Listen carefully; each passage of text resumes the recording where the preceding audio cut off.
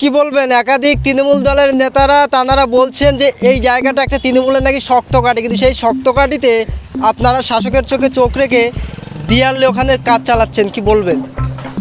শাসক দলের নেতারা একবার পা চুটিয়ে দেখেছে এটা কি শক্ত ঘাঁটি কি নরম ঘাঁটি? মানুষ যেদিকে যাবে সেদিকে শক্ত ঘাঁটি, মানুষ সব থেকে বড় কথা বলে। কি বলবেন যে লোকসভা ভোটের আগে তৃণমূল দলের নেতারা যে আইএসএফদের এত হুঁশিয়ারি দিচ্ছেন, কি বলবেন তার পাল্টা? আমরা ওই হুঁশিয়ারিকে আমরা অপেক্ষা করে থাকি না। আমাদের এমএলএ নওশাদ সিদ্দিকী ভাইজান যেভাবে নির্দেশ দেয় আমরা সেই নির্দেশ অনুযায়ী আমরা কাজ করি। আমরা ওই শাসকের ধুমকানি চুমকানি আমরা অপেক্ষায় থাকি না। যাদবপুর লোকসভা কেন্দ্রে তৃণমূল কংগ্রেসের যিনি প্রার্থী হয়েছেন সায়নী ঘোষ, তিনি টিকটক করে ব্যস্ত থাকে, এই প্রশ্ন করছে আজ গোটা বাংলার মানুষ।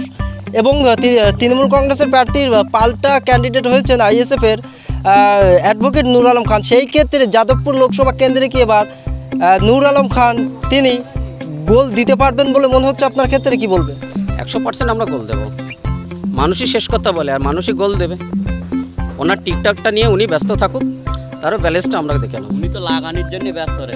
জেতার সম্ভাবনা কতটা? 100%। কিন্তু একাধিক তৃণমূলের সমর্থকরা সমীক্ষা করছেন যে যাদবপুর লোকসভা কেন্দ্রে যিনি আইএসএফ প্রার্থী হয়েছেন জিততে পারবেন না, এমনটাই মন্তব্য করছেন। ওদের গুন্ডামি মস্তানি করে ওদের একটা অভ্যাস আছে, সেই তার নিরিখে ওরা মোটি নির্বাচন করছে। আমরা গণতন্ত্রকে বিশ্বাসী, মানুষের রায়ে আমরা বিশ্বাসী। মানুষ আমাদের চাইবে, মানুষ আমরা আমাদের ভোট দিয়ে আমাদের জেতাবে। কি বলবেন এবার ক্যানিং পূর্বের বিধানসভার বিধায়ক শওকত মোল্লার এবারে আঙুল তুলছেন ভাঙড়ের সাধারণ মানুষ, যে ভাঙড় বিধানসভায় যে পঞ্চায়েত ভোটকে কেন্দ্র করে একাধিক এলাকা উত্তপ্ত হয়েছিল, সাধারণ মানুষের প্রাণ চলে গিয়েছে। সেই ক্ষেত্রে সেই ভাঙড়ের দাপুটে নেতা আরাবুল ইসলামকে দিয়ে খেলিয়ে সেই আরাবুল ইসলামকে জেলবন্দি করেছে শওকত মোল্লা, বিভিন্ন এলাকায় পোস্টার ছাপানো হয়েছে, কি বলবেন? এই বিষয়টা আরাবুল ইসলাম দা উনি বুঝে নেবে। ওনার সঙ্গভঙ্গ আছে, ওনার একমাত্র ছেলে হাকিমুল ইসলাম আছে, সেটা ওনারা আইনির মারফতে বুঝে নেবে, ওটা নিয়ে আমাদের কোনো সন্দেহ নেই। কিন্তু শওকত মোল্লা সাহেব যেটুকু ভাঙড়ে এসে দাপিয়ে করাবার চেষ্টা করছে, ওনার সাফল্য কোনো দিন হবে না।